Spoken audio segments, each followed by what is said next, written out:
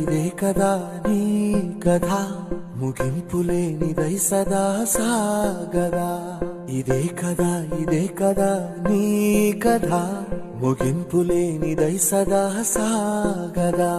నీ కంటి రెప్పలంచున మనస్సు నిండి పొంగిన ఓ నీటి బిందువే కదా నువ్వెతుకుతున్న సంపద ఒక్కొక్క జ్ఞాపకానికి 100 ఏళ్ల ఆయువుందిగా ఇంకెన్ని ముందు వేచనో అవన్నీ వెతుకుతూ